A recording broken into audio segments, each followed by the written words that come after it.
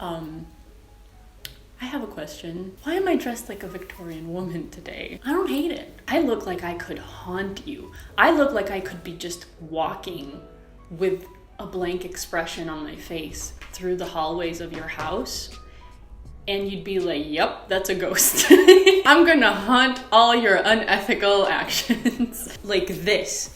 Bent neck lady style. Every time you eat something that isn't vegan, just picture me like this staring at you. You don't want that. This does not look good. If I open my mouth and scream right now, you're gonna have nightmares.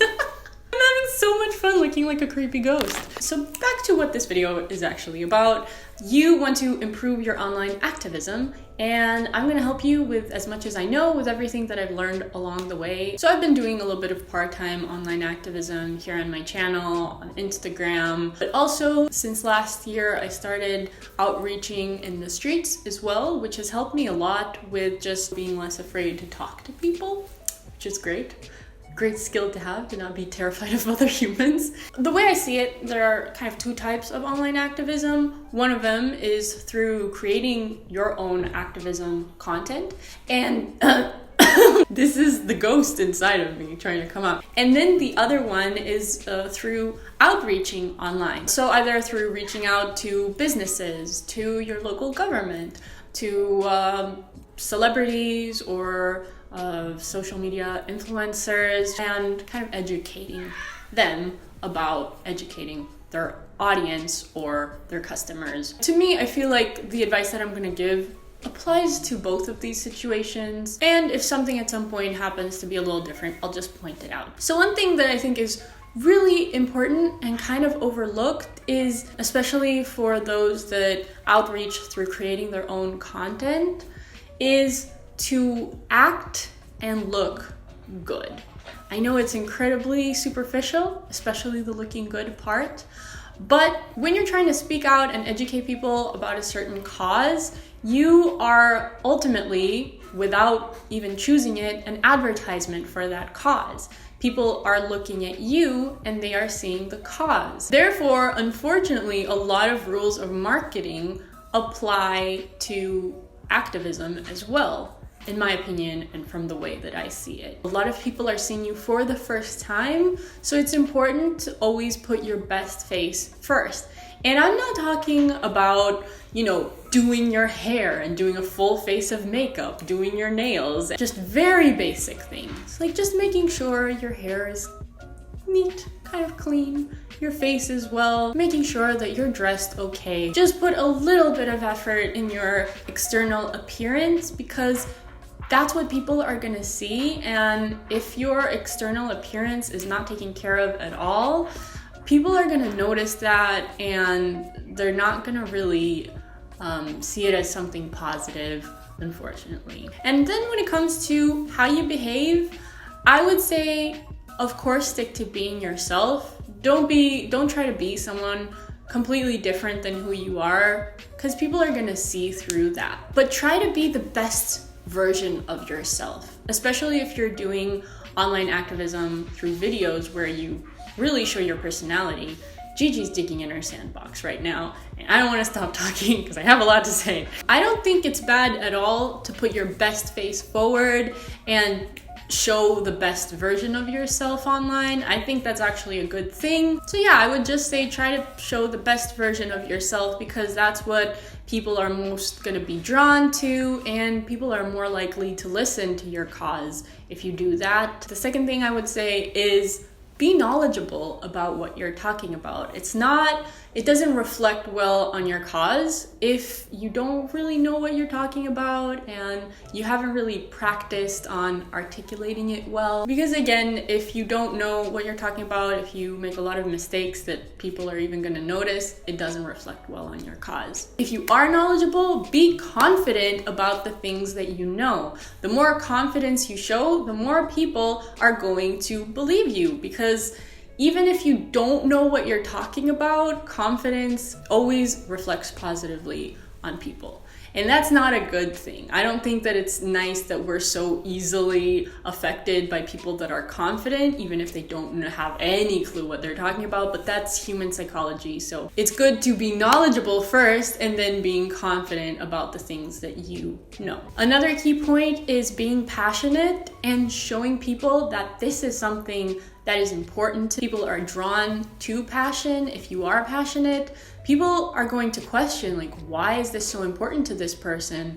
Is this probably something that should be important to me as well? You might be talking about things that are pretty heavy subjects, but try to be as positive about them as possible. Try to focus more on the positives than the negatives. And then finally, always be honest. If you don't know the answer to something, just say, I don't know. If something is in a more morally gray area and you don't 100% align with the cause that you're promoting, be honest about that. We don't have to be sheep that just blindly obey any cause that we're fighting for and follow every single rule of that cause, regardless of what we think about that. So do share your opinion, be honest about things. People really respect and appreciate honesty, and they trust you a lot more when they can see that you're being honest. So these behavioral guidelines are just that, they're guidelines. So you can't follow all of them to 100%. Sometimes I don't feel so positive, especially with positivity. I have a little bit of an issue. I'm a little bit of a negative person. Not in a bad way, but it's hard for me when I try to speak out about things that are important to me to view humanity in a positive way, but I try that, and meditation helps a lot. Of course, when you're creating your own content, obviously a big part of that is growing your online presence, so having a bigger influence on a larger amount of people, which is what I am constantly trying to do with my channel and with Instagram, failing massively on Instagram. Especially if you're going to be creating your own content, take a look at your strengths. So are you good at talking? Are you good at photography, filming? Are you good at writing? Are you qualified in some way, either scientifically or medically? Those are things that you should be using. These are tools that you have that you should be using for your benefit.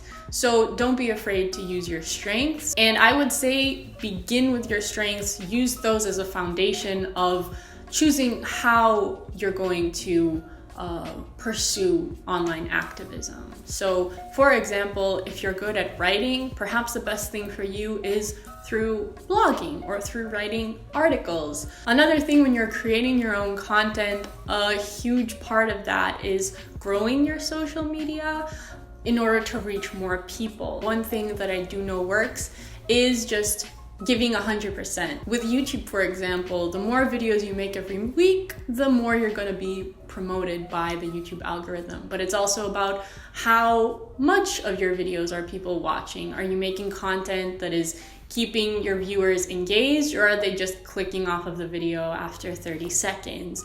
You need to keep yourself on YouTube as entertaining, as quick, as interesting as possible, as fun as possible, because people get really bored really really quick. And another little tip that I would say is try to invest in equipment, have good, okay quality video or photos, because it helps you be taken a lot more seriously as well when your content is more professional. So when you are outreaching online to either, like I said, businesses or influencers, celebrities, your local government, make sure that if you have any qualifications, that should be the first thing that you state in order to assert yourself as someone that is knowledgeable. Another good thing is to try and give a compliment first before you offer your criticism. People do appreciate compliments, and they're gonna view afterwards the criticism that you have a lot more positively, and they're gonna be a lot more open to criticism if you've opened the conversation with a compliment. And then as politely as possible, point out whatever it is that you think needs to improve. So if you're outreaching, for example, to an influencer that buys a lot of fast fashion clothing, don't be like, bitch, I can't believe you bought that, you're supporting child labor, you're a terrible person, oh my god, unsubscribed, because that does not help. That just makes people not be open to criticism at all. Be like, I love your channel, I love what you do, you inspire me, you're such a beautiful soul, and a beautiful person, and blah, blah, blah, blah, blah. And then be like, I noticed this and this was done on your channel.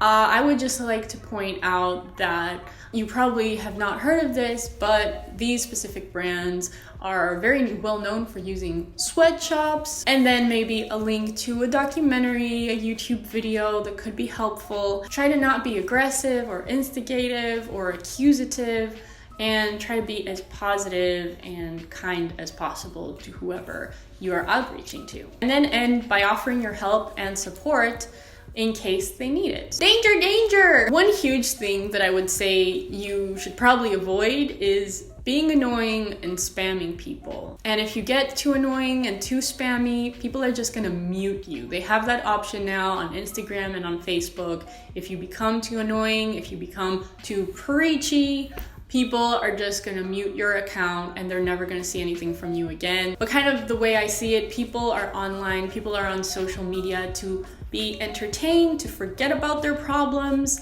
and not to think about more problems that this world has. So because of that, the approach that I've always taken is to blend in entertainment with education and with activism in a way. My channel is focused on lifestyle. And in these lifestyle videos that people watch, I add in a little educational content, a little educational information as much as I possibly can. Sometimes I do become a little too preachy as well, so that's something that I'm always working on. But just because this has worked for me, it doesn't mean that this should be your recipe, but you know, just try things out, and different things work for different people for sure. Okay, I hope you learned a lot from this video, and Gigi does as well. And make sure to like this video if you found it useful. Share it with any friends of yours that are also interested in online activism. Subscribe, comment below letting me know any tips that you have perhaps that other people could find useful. And that's it. Thank you so much for watching, and I'll see you guys next week. Bye.